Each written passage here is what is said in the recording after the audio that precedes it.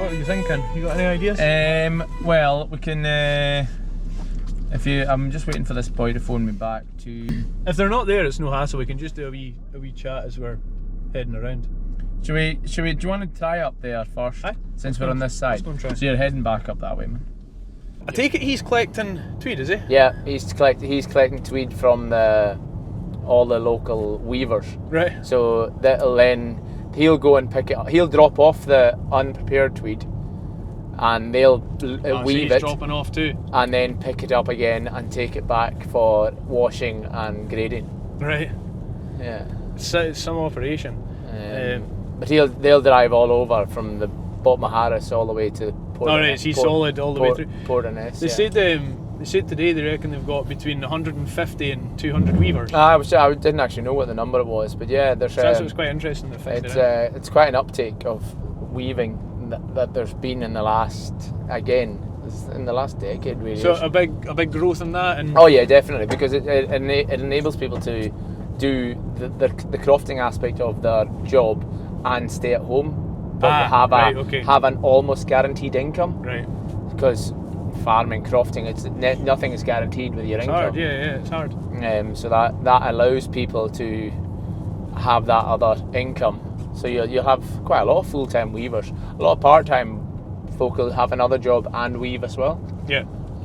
So they just weave in the evenings or in the mornings. Sitting on their wee bike seat and pedalling away. Yeah. It's amazing. It was like the machine was fascinating. What got me was it's like a mixture between really, really like sophisticated but also extremely basic at the same time. Yeah. The actual machine itself, there's so many moving parts and things, and it was, you're like, that's genius that they've actually made it like that. But then it's powered by pedals. Yeah. Like bike pedals. Yeah. Literally. Yeah. And what it's actually producing is fantastic. You know it. Yeah. Well, it's more the double width loom, the one you would have seen. I don't know do they have an old Harris in the mill or not? I think it might be over in the corner. Yeah, they did have one. They said that's not operational anymore. Yeah, that's basically the loom that when I was growing up, that was the loom everybody had. Right. Or the people had in their barns or their sheds or whatever. But then what they call the double width is the one you would have been working on today. Oh, yeah. When that was kind of developed, that's when the tweed became bigger, if you know what I mean, because they were able to produce a bigger piece of cloth. Right. And it was a more versatile. The output was a lot better. For the same amount of effort. Yeah. Because you're pedaling the same amount of revolutions. Yeah. But you're just producing a bigger bit of cloth. And is the Harris Tweed the weaving side of things and the home weavers, is that almost propping up the agricultural industry and the crofting industry on the island? I wouldn't say totally propping up, but it has a big impact on it, because, like I said, it allows people to carry on with the crofting aspect of their lives, but have a sustainable income because they're able to weave as much or as little as they like, because it's up to them how much they weave and how many tweeds they produce. Yeah. If the mill's busy, it'll keep giving you the tweeds. And it's up to you to kind of just keep them. If you keep pumping them out, they'll keep giving you them and keep paying you. And keep paying you. Yeah. I don't know what I've never been a weaver, but I don't know what some people make in a month or a week. I don't have the monetary values on it, but it has definitely allowed people to stay on the island and stay in a croft. It's important for island life, I guess, the whole Harris Tweed industry, really. Oh, definitely. It's a major part of island life, and for me growing up, it's always been that way. Yeah. More so in the last few years, it's been rejuvenated the industry, and they've gone into new markets and opened up new cloths and done a lot, put a lot of investment into the facilities and the buildings. But it's also a major employer of the mill itself. Oh, yeah. I'm not sure how many people are employed. It's 70 today. Is it 70? Yeah. 70. So that in itself is a huge employer within the island. There's not a lot of companies in the island can sustain a weekly wage or monthly wage of 70 staff. That's impressive. I mean, you can see what they're doing, and they're still expanding just now. There's still more sheds going on, and it was impressive. And even the people that we were talking to, it was, you know, you could see it's quite a.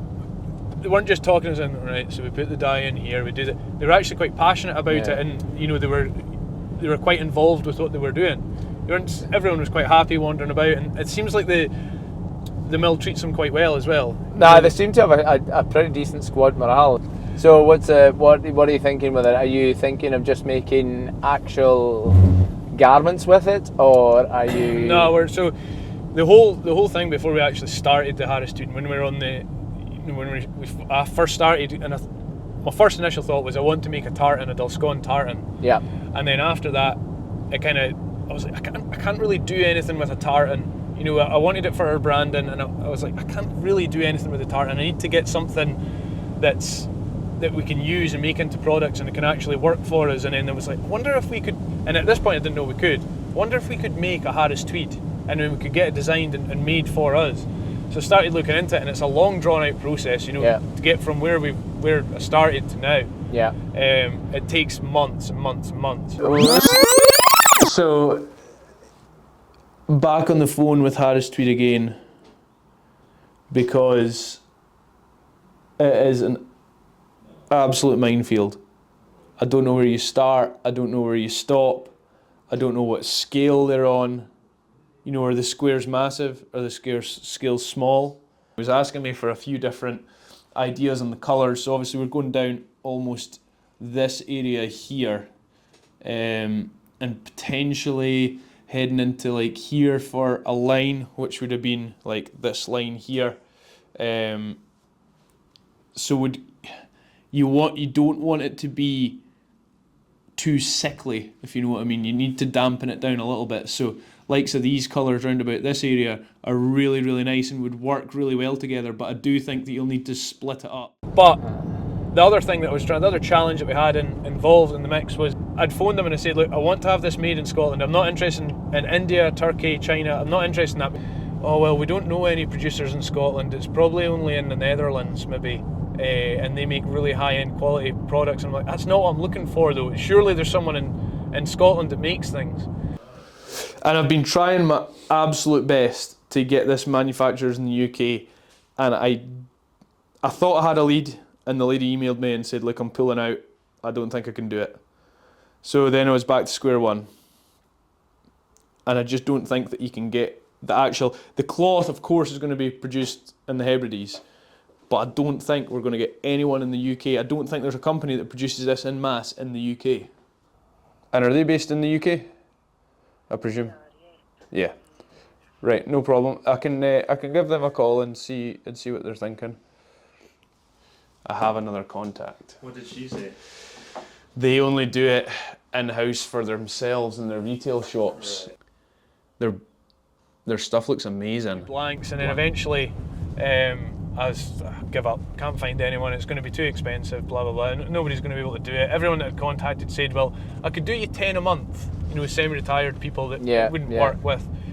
And I was like, right, I'm going to have one more try, one more Google search, like 5th page of Google's, a lady called Amy Britton, Stirling, popped up, and she makes Harris Tweed products. I phoned her and said, look, I'm making one Harris Tweed, I'd like to get some products made on wholesale though, you know, I'd need thousands of them. Oh, you've came to the right place. I was like, perfect. So I managed to get her, and I managed to get someone in Langham, and everything's going to be made in Scotland. So okay.